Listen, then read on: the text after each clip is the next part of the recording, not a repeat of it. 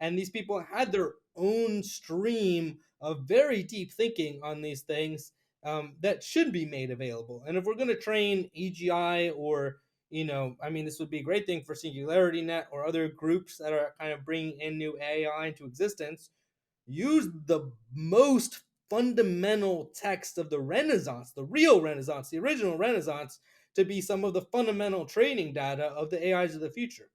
Obviously, there's lots of other great stuff to include in the training data, but that is really where do we get the Renaissance from? Well, we got it from this rich store of wisdom that has been kind of a continual, even if it's a little bit obscure, tradition in the West. And people, even if someone's weird and esoteric, like the stuff that Isaac Newton was coming. I mean, this is actually really, I think, it's really important for people who are into free market economics. I'm going to actually kind of rant about this for a second, if you're okay with that, because people do not know. They get this like secondhand thing about capitalism, and they think capitalism sucks. A lot of people, some people think it's great, but it's actually really more about free markets. And free markets is really actually originally about decentralization, and it's more about ingress. And basically, it is kind of very similar to what Michael Levin is saying, is that when you have things that do not have mediation in them, you don't have a priest telling you exactly what to believe, you don't have something else, then you can be in this receptive form, and that there is a collective version of that. There's a collective version where we can actually form, we talk about murmurations, right? Swarm intelligence is something I've been quite into for a long time. Stigmergy, things like that are kind of found in nature all the time. You're effectively creating a collective form together because you have the synchronization mechanism that is, I don't want to say it's mathematical. Yes, it's mathematical. You're creating a space of shared collective creation in sort of 3D space that has both a societal function, but also a collective aesthetic and form of beauty that is created. And every civilization that has ever existed that has done anything has had some versions of that. So it's very, very fundamental, and in every civilization that has ever existed, and we kind of neglect it, at our own kind of peril. So and people don't realize, partially because Adam Smith burned a lot of his own writings because he thought he was getting weird, and Isaac Newton also was like kind of a little bit not talking about these type of things that he was really into. That these guys were like deep in it basically when they were creating this stuff. So the original concept of laissez-faire capitalism and stuff like that was not like just don't do anything and everything is going to be great. It was actually very fundamentally that the structure of society, and that's why when the Bank of England was created originally, and you can still go visit it, it looks great. Like it was really beautiful architecturally. It's not just like we lumped a bunch of bricks together, or we put, no offense to the Bored Ape people, but we just like put a giant ape on top of a building and said, come, worship our version of capital, or, Moloch, or all this kind of stuff, It actually had like a really deep kind of impregnant thing. And anyone who, has ever read Adam Smith or thought about these things should realize that that's like the free market is free in a like very deep sense. So anyways, that's my rant. I think we have to rediscover that, similar how we're rediscovering how our own cellular biology works, but we have to really understand these larger collective forms that we can participate in and kind of where they come from.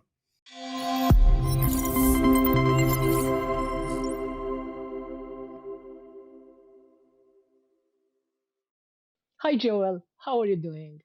I am doing wonderful today, and yeah, even more so now that yeah, we're together sharing this. Do I recall correctly that we met at Stanford at the launch of our book, From Bitcoin to Burning Man and Beyond? In this book, I had a chapter on organic governance That sounds based on Holonic principles. that sounds correct. And subsequently, you wrote the book on Holonic principles, in which you actually challenged the way in which Web3 is being used and designed, because it's not according to Holonic principles. And anyway, we will talk about this. Joel, since I met you, we met a few times.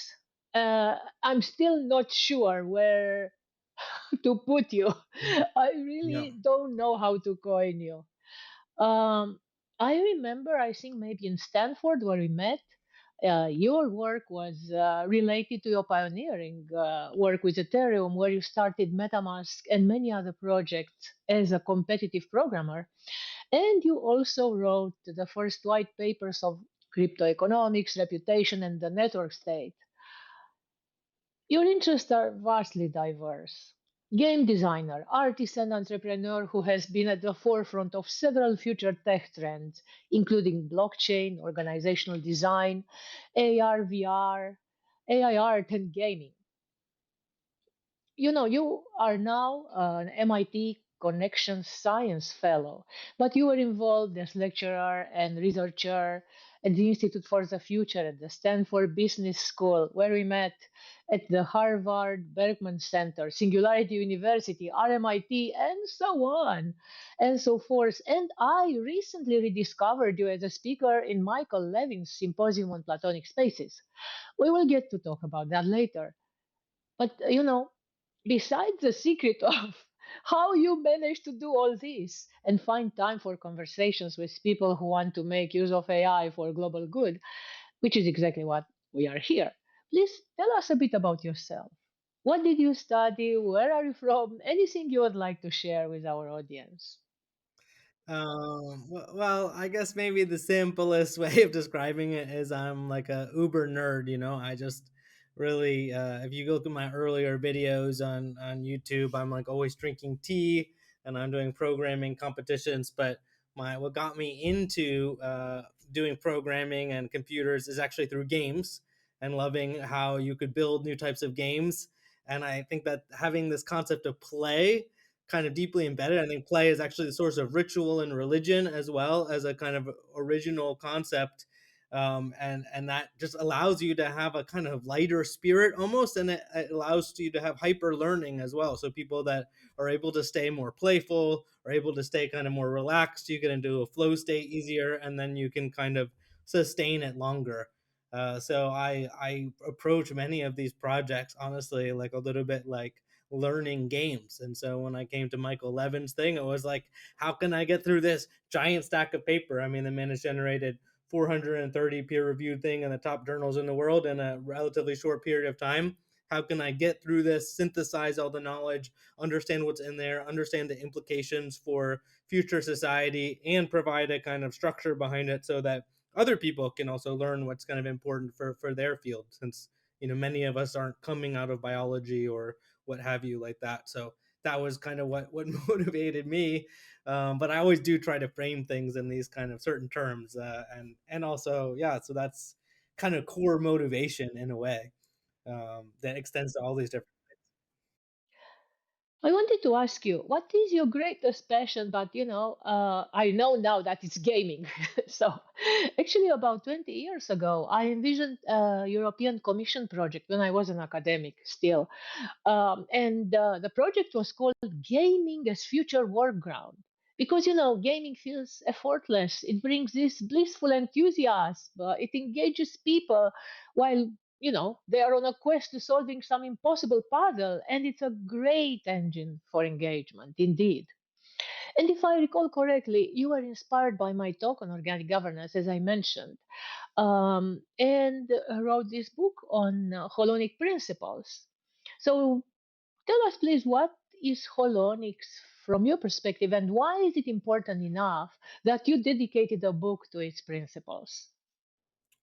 Yeah, I mean, I think this is, what's interesting is you're hitting a good point where a lot of this was maybe speculative philosophy for a long time, and we thought, that there's this sort of nested structure in life that it could be there, and it makes sense to think kind of organically about social organizations, as having a sort of health to them, just as it does for your liver, just as it may be sort of further down the sides of the chain, and beyond that, what we're discovering now is that there's a huge amount of sort of bottom up cognition that's happening, not even just within the human body, obviously, focus of kind of Levin stuff, but other places in nature too, where these systems, the secret life of trees, root systems are basically communicating with mycelial networks, and then they have their own sort of routing protocols and resource exchange and all this type of thing.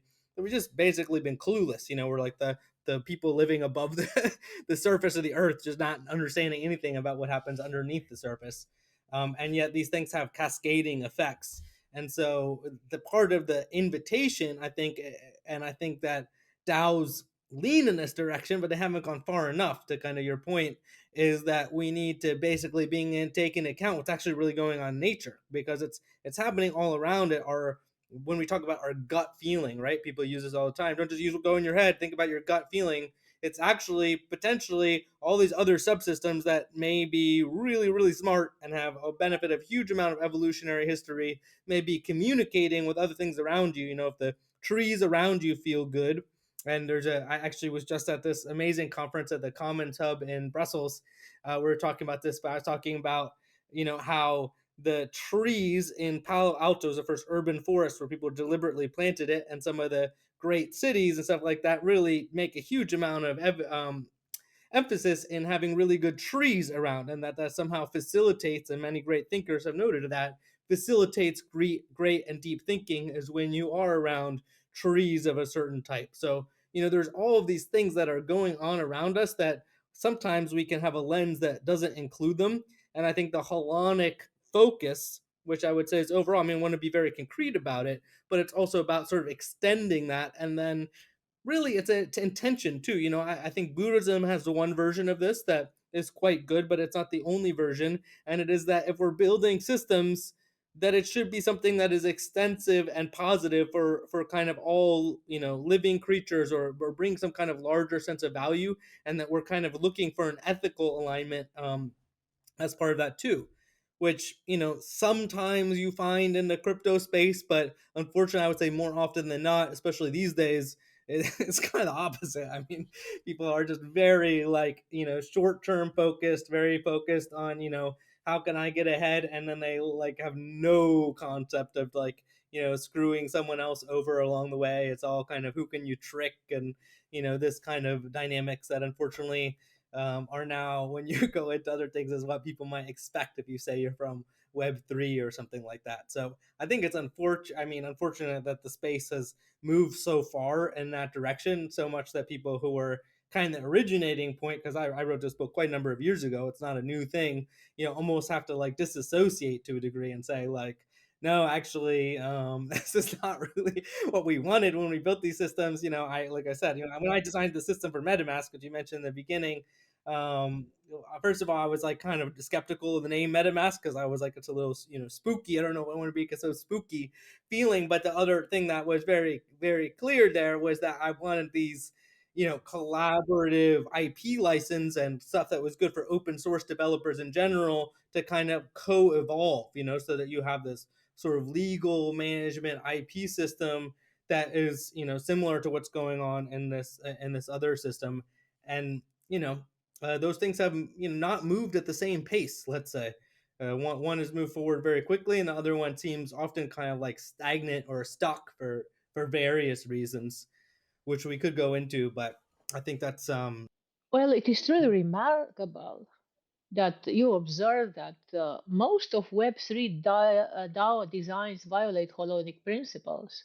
You define the nation state as a network stack governance, which I think that's much more appropriate. You regard trust as currency, redefining how we design reputation that is contextual, not a single five-star score as we have now. So, you know, trust is a currency that is adaptive, aka it also forgives and it allows updating and also resists gaming while still staying legible enough for markets. And you also redefine value in your book.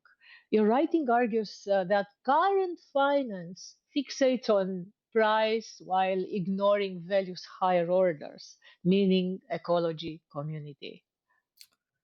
Yeah, I mean, you know, in a way, it's been a painful learning lesson to me how little, I would say interest, but also just kind of accommodation, or the pace that, you know, innovation happens at some of these governmental levels. You know, I think a lot of things that was the appeal of some of these decentralized systems. Yeah, you know, it's like you're kind of in a way preaching the same gospel, but sometimes it feels like you're kind of teaching the same sort of basic stuff, and then you don't get to go to the second order stuff because it just takes a long time to do. And then the people also sometimes they get a sort of, you know, a lot of people know what an NFT is because they, you know what a CryptoPunk is, but they don't know what an NFT is because they don't understand fundamentally how the technology works, you know.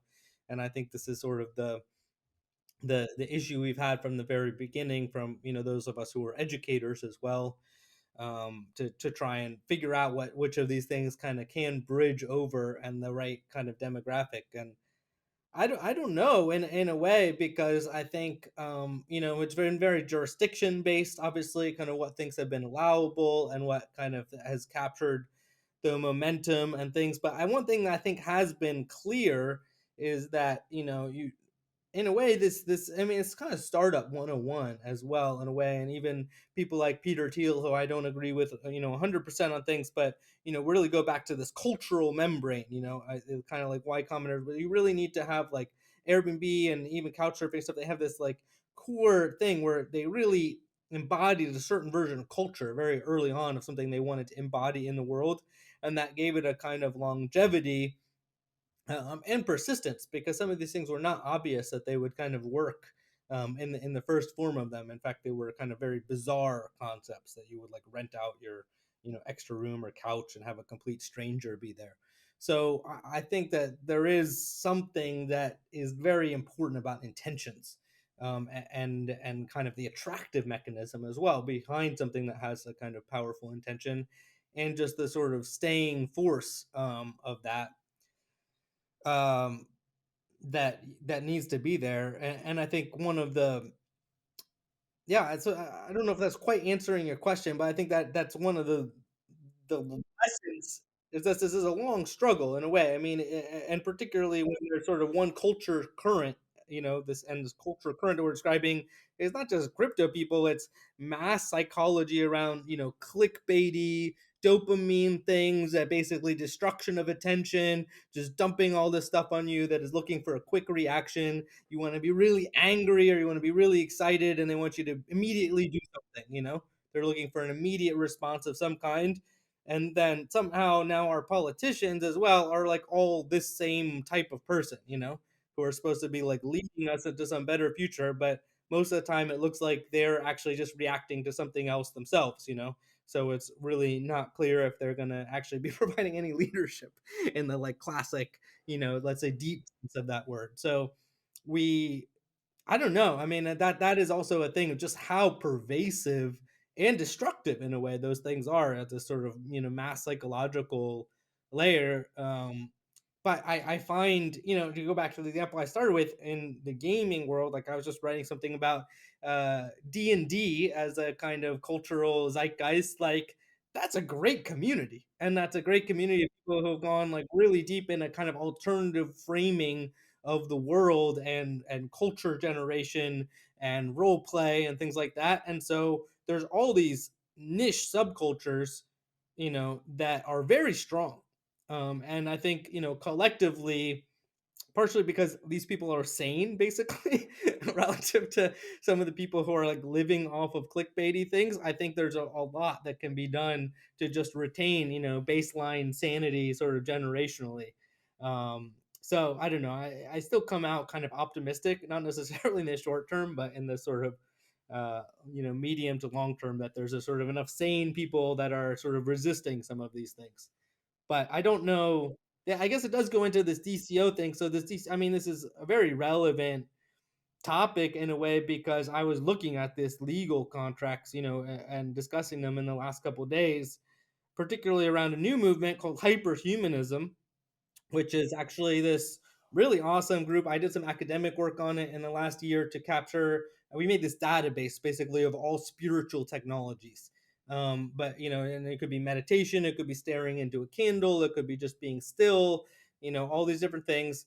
And then what had been the scientifically validated portions of those. Many things have nothing, right? There's no real scientific validation for them, but there's a lot that have randomized controlled trials, and they show that if you meditate for a certain number of minutes, say 20 minutes, once per day, you have significant anxiety reduction, for example. And that's been measured with control groups. It's done in sort of classically things, and that's evolved quite a lot. There's some sort of major players in that. I was involved in this actually 20 years ago, some of kickstarting this from a more IT back end thing. So it's kind of nice to get back to it. And we have this body of technology. Some of it's very ancient technology, some of it's kind of new technology that's contributing to this, which you might say is like an expanse of human consciousness or connection to interdimensionality, or just basically enhancing our health. But there's a whole lot of things that come under that, and that we decided very importantly that having the intention as well of benefiting everyone, or some kind of collective intentions is very key to that, because anyone can basically call themselves a shaman. You do some ayahuasca, you come up 24 hours later, you're like, I'm a shaman. You post on Instagram, and that is one thing that's happening. Another thing that's happening is this sort of transhumanist movement, which I'm not going to really say anything bad about, but it's very easy to get technology that contributes to longevity that only goes to a very few people. And then it's either priced out of the range or just like only accessible in very rare places. And hyperhumanism, kind of by contrast, is really looking to not that everything is going to get there immediately, but it's kind of at least setting that intention that these things are kind of benefiting more largely. So I was going back to some of these IP models, which is really what this DCO was, because it wasn't. It was partially about embedding intention and clarity in the structure of what the thing was created for, but partially also about the IP management. I mean, having something that has a real product, real ownership of something. So if you want to have a DAO that owns a piece of property, or owns even something as simple as my tea. I've been a tea drinker for many years, and I love to run tea circles and share tea with other people. That tea is a physical object, and it kind of needs to get out there. So how do you do that? Well, this has been this kind of weird catch point, because and I know why this is, because I have been around these circles forever, and frankly I really like a lot of these people. But the crypto anarchist cypherpunk type people really were looking at being censorship resistant. So they want to take stuff away from the governments. Many of them very bad experiences with governments, often government overreach, doing things or whatever. So they're kind of over here. And then this makes this big chasm between that group and then the regulators over here. They're really not going to see eye to eye. And frankly, a lot of times they come in, very hot and heavy, kind of, and this sort of naturally conflicting thing. But it makes it very, very hard to build a bridge between a set of technologies that's been developed over here and then something like, hey, we actually want to own something. And the original concept around this was the kind of smart property thing that Nick Szabo came up with, which is more of a full stack automation, but it could be inside of a machine. You have a vending machine. He loves this example, and then it kind of puts out thing. And there's been all kinds of things, but it's again, I mean, really kind of ashamed sometimes of being part of the Web3 space, because we have these like great concepts, and then no one actually finishes a product, and they're like kind of like shuffling around. The team gets reshuffled, and then they have a new token, but then the last thing didn't really get finished, and maybe it pumped, but they're just kind of like recycling things. But this is a really good thing, honestly. It's a really cool concept, both from Nick and some of the early Slockit people and the DAO, and various people have like picked this up over the years. But either way, it connects us to the physicality of something that is very real and tangible. Whether it's tea or whatever else. And yeah, I mean, I guess maybe it's just sort of, maybe it's time. I don't know. There's always been this question of like, when do these things really come in and get going, or can they be embedded within a particular group of people that really cares about them enough to kind of create some sort of resilience? We have this open question now with Balaji, because Balaji has now been kind of at exactly this moment. He's running his network state thing. He didn't actually invite me to come, even though I guess I came up with the term, but it's okay. I'm I'm generally sort of, it's interesting to see people try different models, and I'm generally positive about the different models. But he's basically saying, Europe, nothing's happening. America, well, we don't really like those things. They try to do this little, Malaysian hang off, kind of Singapore little mini kind of city build up. I think they're going to try and tokenize it. And then, I'm sure they're going to try to pump the value of it and the rest of it, and kind of get something that comes out of that to be substantial. Will that work? I'm not sure, at this point, but there were various forms of it that have been tried. Frankly, the one that I liked the most back when I wrote the sort of original network state white paper, I think it was 2017, was more liquid democracy based. So it more had a version of representation. Even though I think now liquid democracy is the wrong term for it, and I think the person who created it actually thinks that's the incorrect term for it. But some form of deliberative delegated authority that can kind of come out and basically have some specialization, partially to alleviate the need for voting all over and over and over again.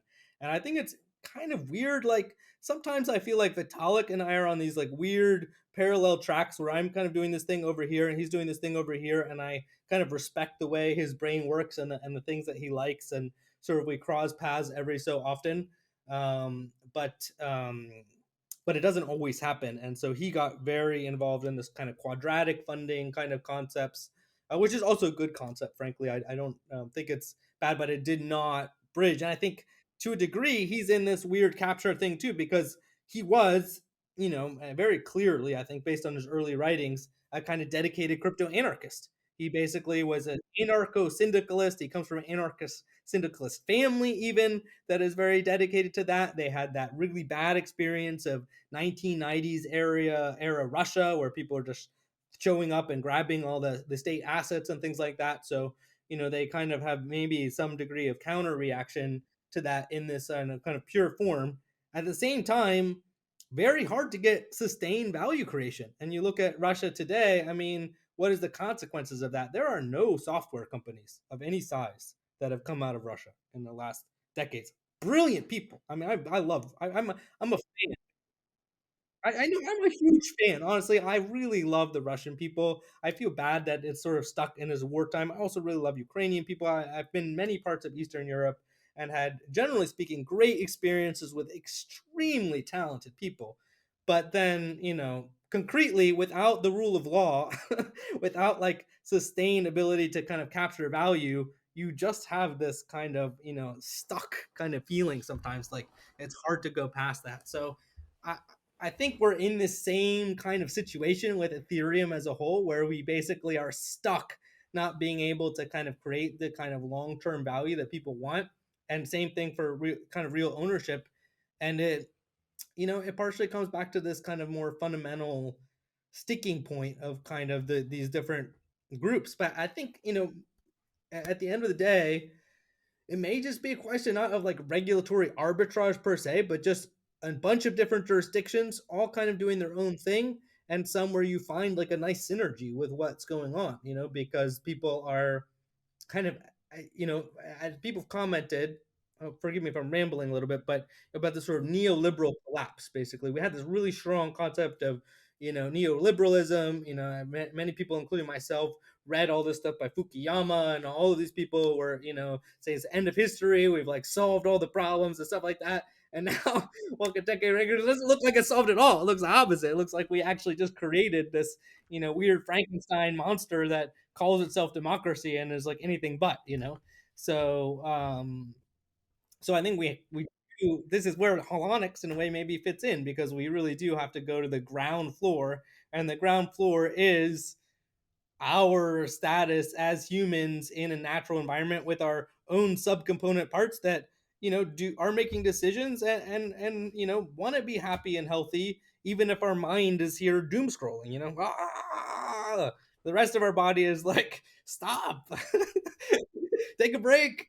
Put down the phone, while pick up a musical instrument, and and separate from that. So I think we do have this. That is the saving grace, is that inside of our own biology, we even have some feedback mechanisms that can basically pull us out of you know terminal decline and chaos. But a lot of our social systems, unfortunately, seem to be engineered towards bringing us to this apocalyptic end of humanity scenario instead.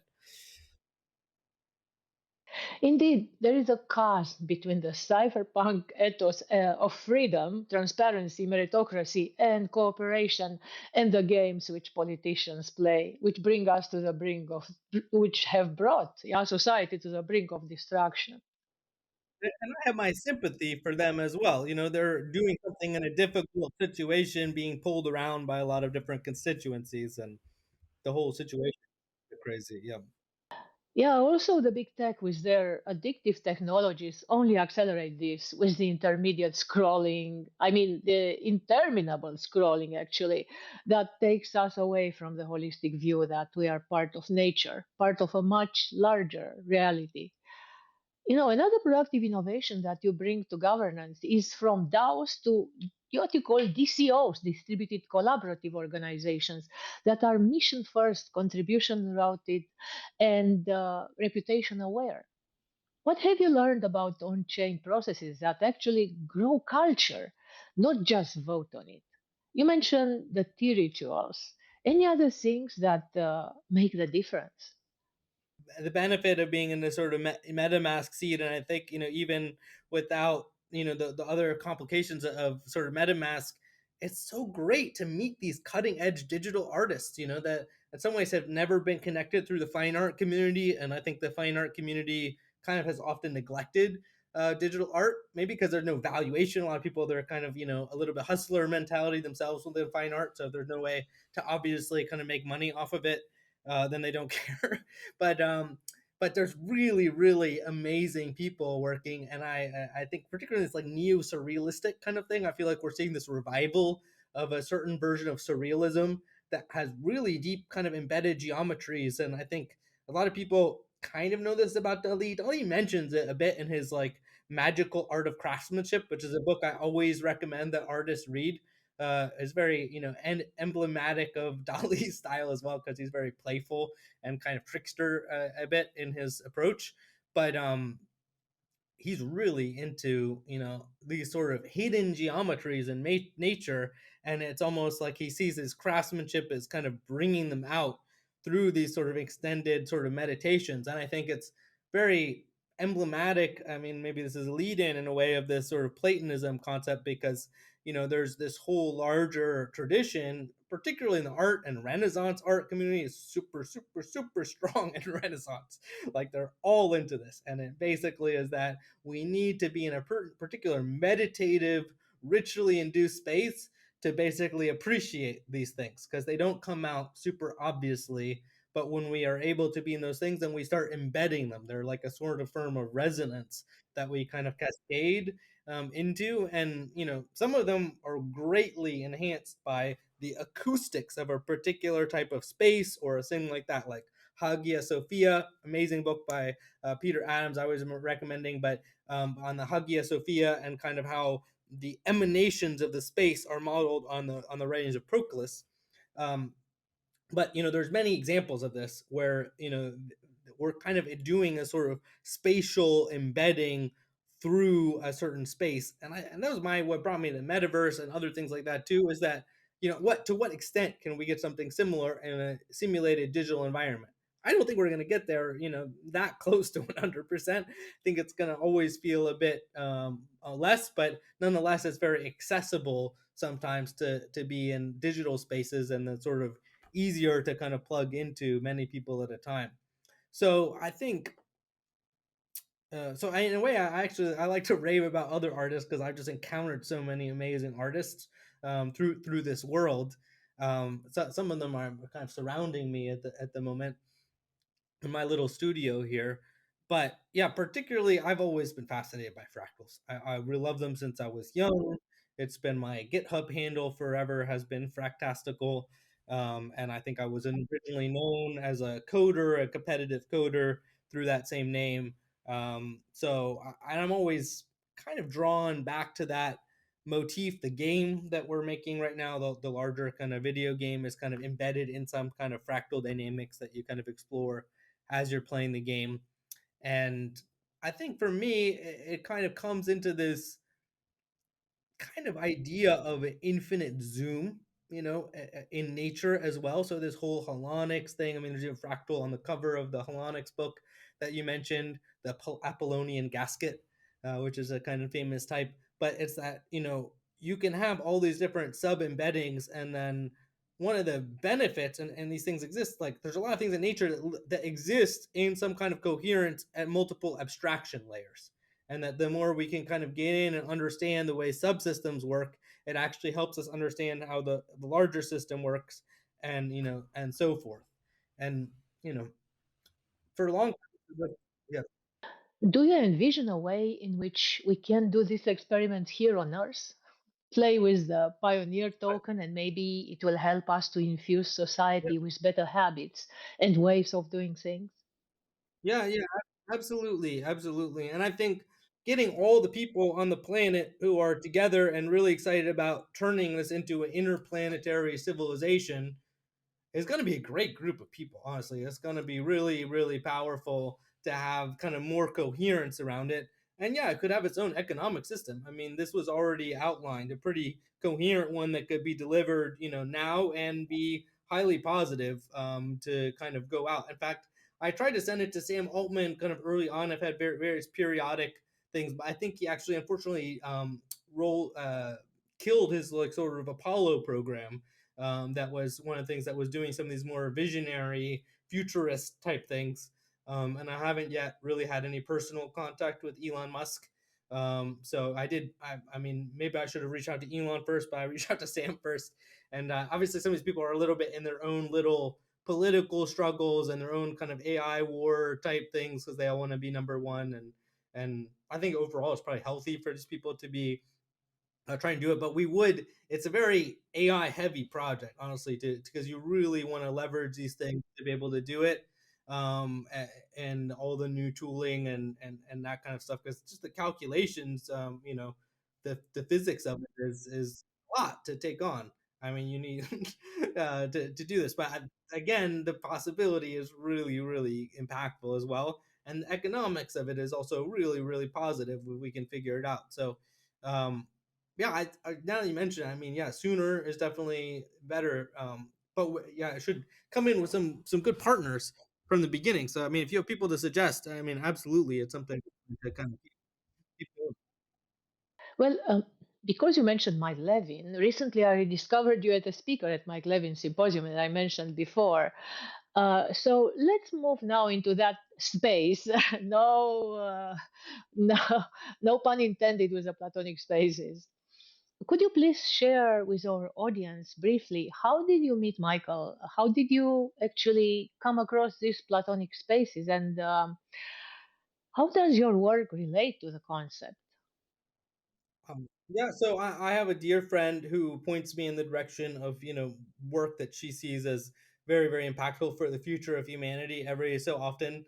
And we share kindred interests in sort of education and sort of different kind of things that are very focused on the future of humanity. So we've been looking at how to design a future of education, and she pointed this to me a couple of years ago, and specifically, she pointed at it through me through this world of SEMF, which is the Society for Interdisciplinary Fundamental Research, that was built out of some mathematicians who have a very strong kind of and deep sort of interdisciplinary sensibility and how these things can apply. And they had invited Michael Levin a few years ago to speak at their kind of summer school and kind of talk. And they have a very keen people on the frontier of mathematics. So it's interesting because of Michael's background. He very interested in mathematics, very interested in computer science, very interested in biology. So it's an intersection point of multiple fields that are quite concrete in a way, and it kind of comes into this sort of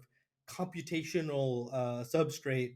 So that they had been there, I became friends with those mathematicians immediately. I just really liked the way that they approach these things, and they also, going back to the artistic thing, they have a sort of baroque aesthetics to them, which I had been involved in some different, I mentioned hyperhumanism, a different kind of psychedelic art things, and all the rest of it, Burning Man, blah, blah, blah. And frankly, I think I got a little bit confused with all of that because so many colors, so many different shapes, so many explosive. And then at a certain point, it becomes kind of too much. There's too many things. You could fill your space with all of that, but it would end up being very crowded. And I think that kind of going back to something that was, Bach focused. For me, it's Bach, Chopin, Liszt, a little bit of Rachmaninoff, in between.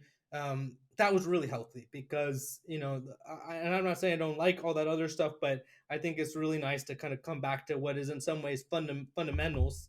I was living for a while. I mentioned the Russian experience with this extraordinarily gifted woman, and she said, I asked her what her religious beliefs were. She said, well, I'm not sure I believe in God, but I believe in Bach, and that's enough.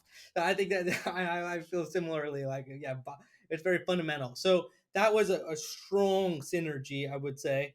And so I started spending time, and while sort of cultivating a little bit sort of the research agenda and trying to get this kind of group to sort of the next level as far as organizational capacity and things like that.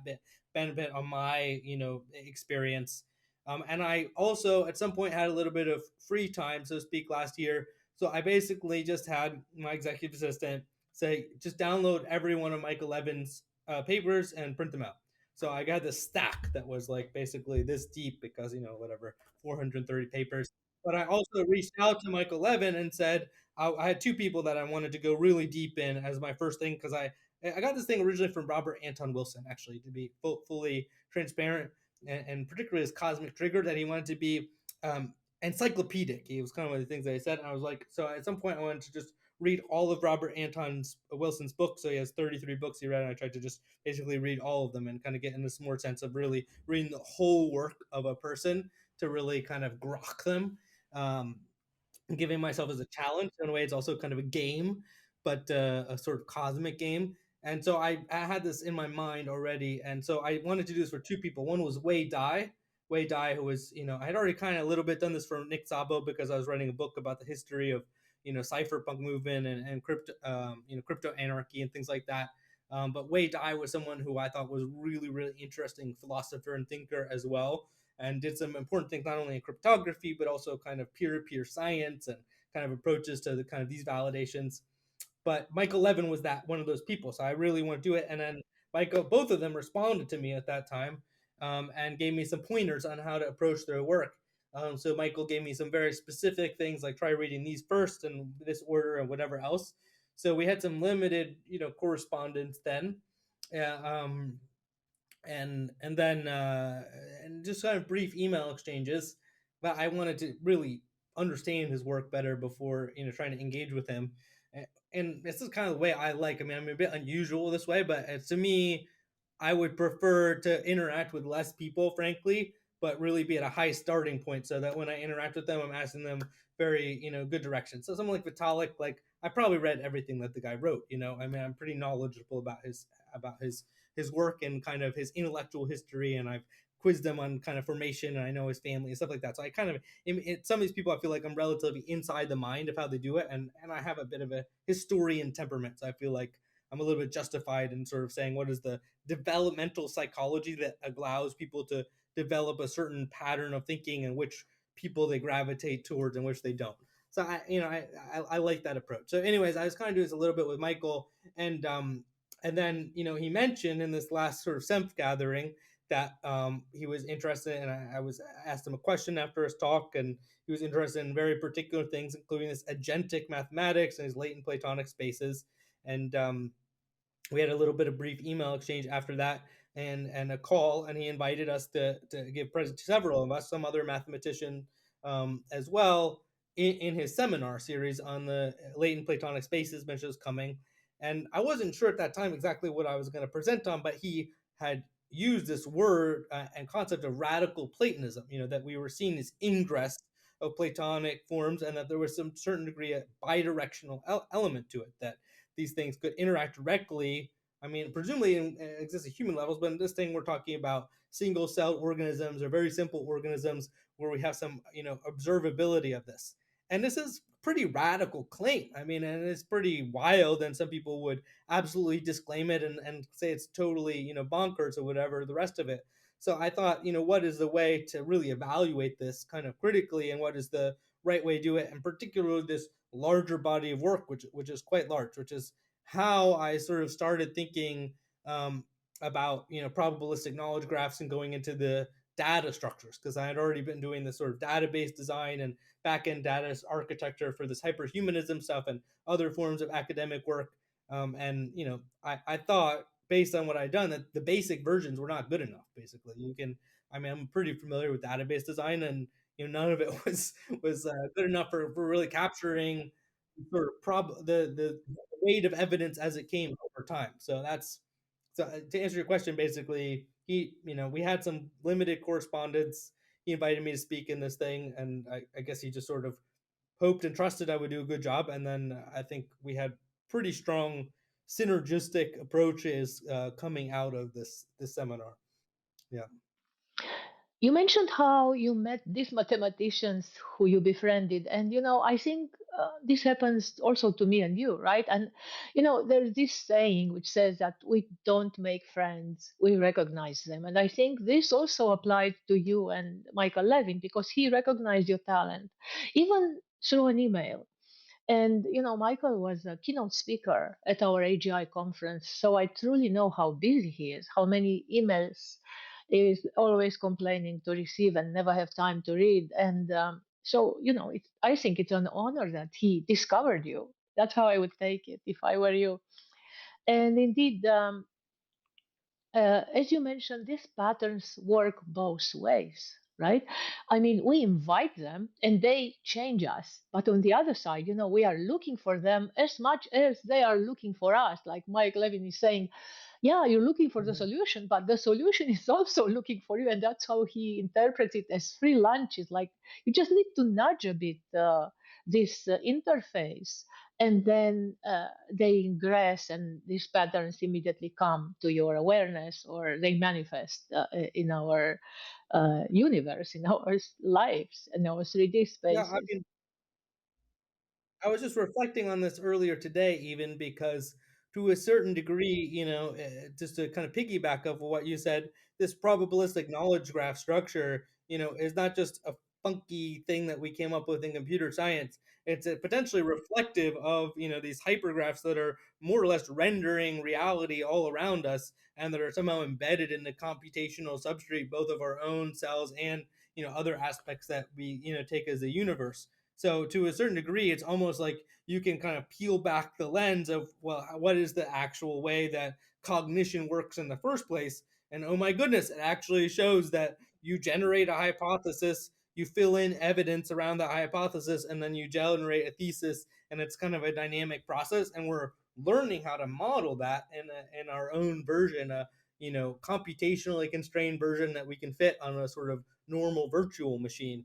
But nonetheless, there's actually this is part of something that exists. And to go to the AGI thing just a little bit, I mean, I think that's what gives me a lot of confidence in a way and excitement about AGI is that it's a similar thing. Those things are existing in that same latent space, more or less. So and that's why all these AIs, whenever they see my structure, this sort of immutable knowledge graphs and stuff, they get really excited. Oh, this is great! Like this is, these pieces all fit together perfectly. So it's sort of like the deeper you are in the kind of pure mathematics world, the more that this kind of like crystallizes almost. And I think it's even why crystallize has entered itself into our language as kind of as a positive thing as well, because there is this sort of, you know, innate symmetry and various things that kind of resurfaces over and over Well, again. Joel, you mentioned Bach a few times, and I wonder if you read Gödel, Escher, Bach.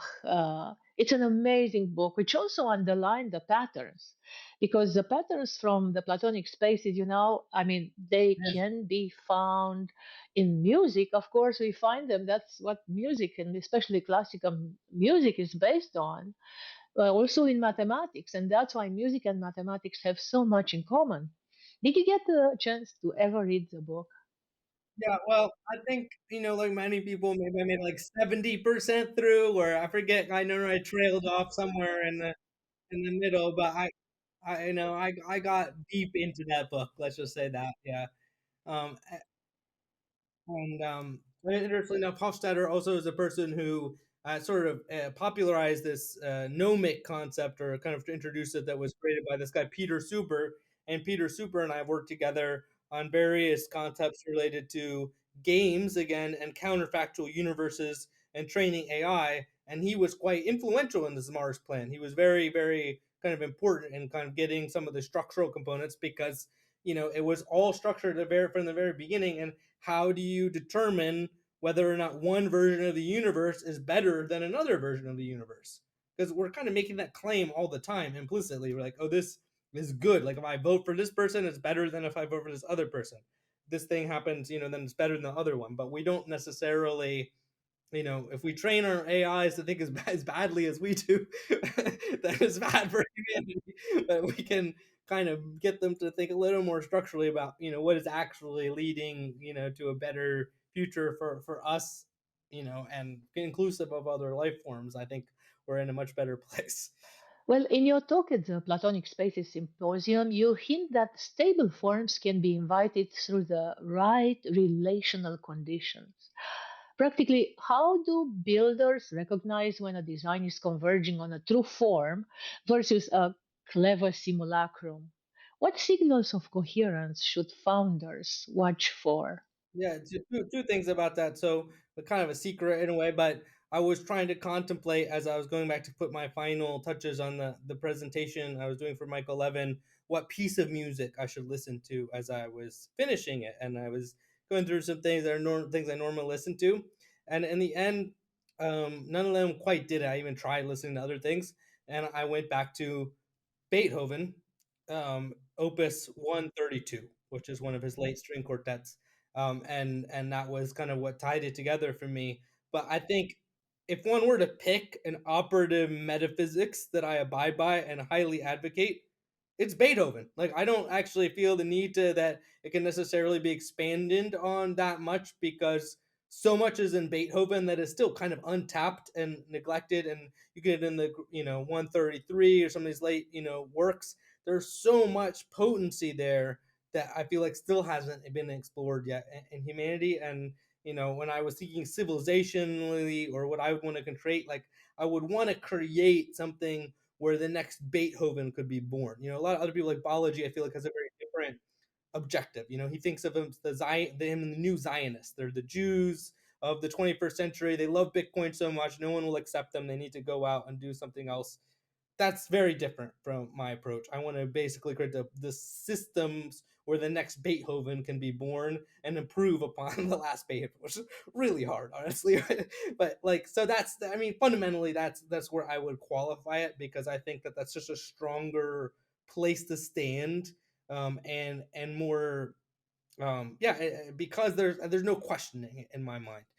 But I will say that I'm involved with a group called the Ficino Society, here in Amsterdam. It's one of the reasons why I'm here. It's associated with the Embassy of the Free Mind, which is one of the largest collection of the Hermetic and alchemical manuscripts that was drawn on by many of the great scientists and educators because many people had an interest in this Hermeticist stuff. And Ficino, in particular, who worked with the Medici. Those people running around calling themselves Medici, saying they're descended, whatever. But from what I can tell, they don't really know very much about Renaissance philosophy. No offense to them. Hopefully, someone will show up and prove me wrong. But I'm fairly deep in it, and these guys were Neoplatonists. They really believed fundamentally in this Neoplatonic precept that ritual is very important, and that we kind of have to embody the form, not just talk about them. And particular things that could be done along those lines. And many of those things have never been translated. So this is actually a big important thing that I'm involved with. I have, like I said, how do I do so many things? Sometimes I don't know, but this I think is somehow related to this and Michael Levin. But it's fundamental to me because this stuff is in Latin. It's never been made accessible. It's translations of original Greek manuscripts. Many of them have never been translated either. And these people had their own stream of very deep thinking on these things, that should be made available. And if we're going to train AGI or I mean, this would be a great thing for Singularity Net or other groups that are kind of bringing in new AI into existence. Use the most fundamental text of the Renaissance, the real Renaissance, the original Renaissance, to be some of the fundamental training data of the AIs of the future. Obviously, there's lots of other great stuff to include in the training data, but that is really where do we get the Renaissance from? Well, we got it from this rich store of wisdom that has been kind of a continual, even if it's a little bit obscure, tradition in the West. And people, even if someone's weird and esoteric, like the stuff that Isaac Newton was coming. I mean, this is actually really, I think, it's really important for people who are into free market economics. I'm going to actually kind of rant about this for a second, if you're okay with that, because people do not know. They get this like secondhand thing about capitalism, and they think capitalism sucks. A lot of people, some people think it's great, but it's actually really more about free markets. And free markets is really actually originally about decentralization, and it's more about ingress. And basically, it is kind of very similar to what Michael Levin is saying. Is that when you have things that do not have mediation in them, you don't have a priest telling you exactly what to believe, you don't have something else, then you can be in this receptive form. and that there is a collective version of that. There's a collective version where we can actually form, we talk about murmurations, right? Swarm intelligence is something I've been quite into for a long time. Stigmergy, things like that are kind of found in nature all the time. You're effectively creating a collective form together because you have the synchronization mechanism that is, I don't want to say it's mathematical. Yes, it's mathematical. You're creating a space of shared collective creation in sort of 3D space that has both a societal function, but also a collective aesthetic and form of beauty that is created. And every civilization that has ever existed that has done anything has had some versions of that. So it's very, very fundamental, and in every civilization that has ever existed, and we kind of neglect it, at our own kind of peril. So and people don't realize, partially because Adam Smith burned a lot of his own writings because he was thought he was getting weird, and Isaac Newton also was like kind of a little bit not talking about these type of things that he was really into. That these guys were like deep in it basically when they were creating this stuff. So the original concept of laissez-faire capitalism and stuff like that was not like just don't do anything and everything is going to be great. It was actually very fundamentally that the structure of society, and that's why when the Bank of England was created originally, and you can still go visit it, it looks great. Like it was really beautiful architecturally. It's not just like we lumped a bunch of bricks together or we put, no offense to the Bored Ape people, but we just like put a giant ape on top of a building and said, come, worship our version of capital or, Moloch or all this kind of stuff, It actually had like a really deep kind of impregnant thing. And anyone who, has ever read Adam Smith or thought about these things should realize that that's like the free market is free in a like very deep sense. So anyways, that's my rant. I think we have to rediscover that, similar how we're rediscovering how our own cellular biology works, but we have to really understand these larger collective forms that we can participate in and kind of where they come from. Well, Joel, you mentioned Moloch, and I don't know if you know, but my keynote at last year Beneficial General Intelligence Conference was entitled "Life After Moloch," and it is this that we want to get to. And you also, with this work on rediscovering Renaissance and awakening the world to a new Renaissance, and indeed from the cell to the society to the true free markets, not those gamed at the stock exchange. Per your holonic principles and per the cognitive light cone, which Michael Levin coined, we can indeed draw on the patterns that would create a more organic society. And as I was mentioning in my book chapter from this book, so again, coming back to these patterns, as I mentioned, yes, I was listening recently to Howard Bloom, who is a music legend himself, and he launched Prince, and he was a PR to Michael Jackson, and he is actually a quantum scientist, and he just released a book about the universe and how we got it all wrong so far with the second law of thermodynamics.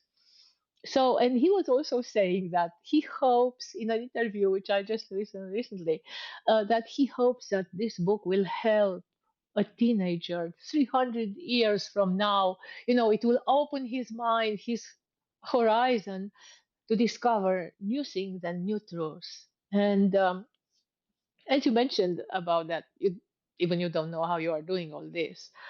I listened also to Bernardo Castro recently, and he was talking about the diamond. And he said, there are some things. I mean, this diamond in me, my diamond, is actually pushing me to do things. And I wouldn't be here and I wouldn't do that if it wouldn't happen. And he talks about how this energy is working.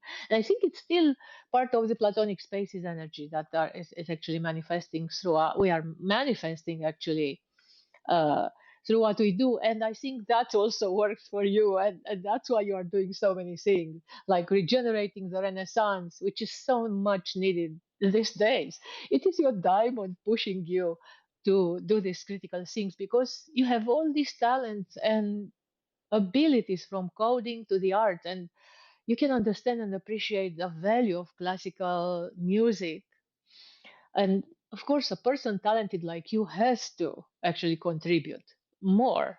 That's why they can contribute in more places. That's why you are pushed. towards that. And as you mentioned, the music and its role in actually instantiating the patterns of beauty, goodness, and truth. Stephen Grossberg, I had him on the podcast some time ago, and he actually developed the adaptive resonance theory for consciousness, and he also is a pioneer, if not the pioneer, of neural networks. So, and the great Stephen Grossberg said, well, what he is doing with the adaptive resonance theory, he is deciphering or revealing the harmonies of the mind. And that's again the parallel with these patterns, yes, musical and the mind. So, yeah, you're right on, Joel. Well, we came to talk tokens and left tracing constellations of value and true free markets. Holons inside holons, trust braided into capital and markets tuned to meaning. You are an artist playing with the beauty of reality through code and meaning. So I have to ask you, what is the meaning of life to you, Joel? I'm 42, so I think it's an easy answer, but I think it ties in. I was actually interested. I was gonna say I'm planning to be, permanently 42. Actually, and part of the reason is I think I'm a biocomputer living inside of a biocomputer, and we're discovering these computationality things, and it's really fun. I think that's the other thing that kind of keeps us living long and healthy is embodying the, like I said, the play, the fun. And I think this is something, it actually was a starting point for this game, right? I mentioned the philosopher game about modeling counterfactual universes and why they're better. Some can be better than others, but it goes back to this exact same thing in Hitchhiker's Guide to the Galaxy. With oddly enough, I read at a similar time when I was kind of depressed, reading Nietzsche and Schopenhauer and all these type of people. And then there's this other concept that's out there, and some people call it Gaia theory, but I think this sort of Hitchhiker's Guide is actually really one of the best ones because it kind of implies this sort of what we have in the northern Caucasian civilization, so to speak, sometimes called Hyperborean or whatever. But this trickster god, he's like running around everywhere trying to trick us. If you watch these like Marvel films, you'll get to see Loki like running around. But a little bit mean, like kind of dark elf thing. But nonetheless, it is kind of deeply embedded that we have these kind of like, we don't know. We can't ever know everything, anything. There's a little bit hard to pin down. Every time you start to get there, there's a little bit there, but we kind of have to like embed that in our approach. And that somehow, and I think Burning Man is kind of like this too. Particularly the values that are there, that there's a learning process in that you think you have all the solution, but then suddenly you find that you don't. And so being in that kind of constant phase of learning and humility and kind of growth, I think that's where we need to be, kind of individually and collectively. And yeah, I think it's really, I don't know, something that we can all grow together in a way. So I hope that answers. But I think that's the meaning, is collective and individual growth, towards yeah, more, something brighter and more beautiful for all of us. Indeed. And this is what we aim at, also at Singularity Net, to build a collective future.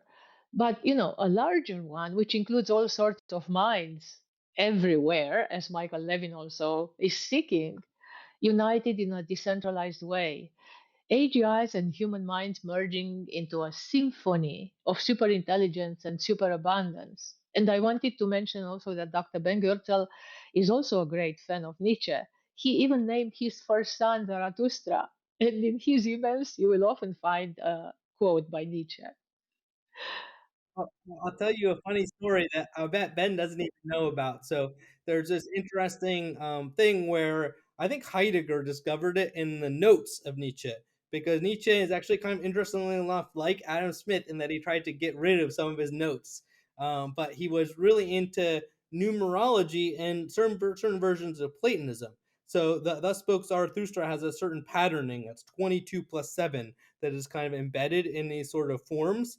And what Nietzsche, interestingly enough, was trying to do, which is why he had to kind of destroy his own writings, from what I understand, is this hidden version of Platonism.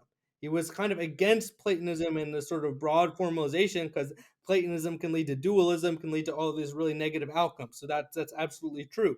But there is this sort of version of it that is kind of scattered throughout his work that I think he was very deliberate about. So I think just as a takeaway thing, I think that's kind of this phase that we're coming out of.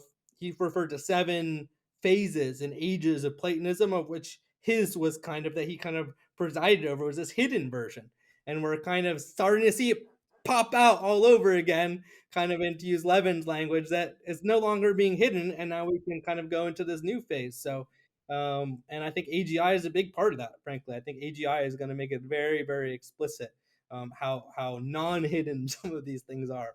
So I'm very excited, and I was with Singularity Union Net and Ben and all the people. Listen to some metal music as well along the way. So, Joel, thank you for opening the portal from forms to flows, from governance to grace. May we build economies that remember value is a verb, culture is a code, and wisdom is the only real yield. The future won't be negotiated by stronger servers, but by stronger selves. yeah, no, really amazing to touch base with you. It's been a long time coming, and I also want to shout out all the Romanian mathematician community because I really was really, really appreciative of all of them. So yeah.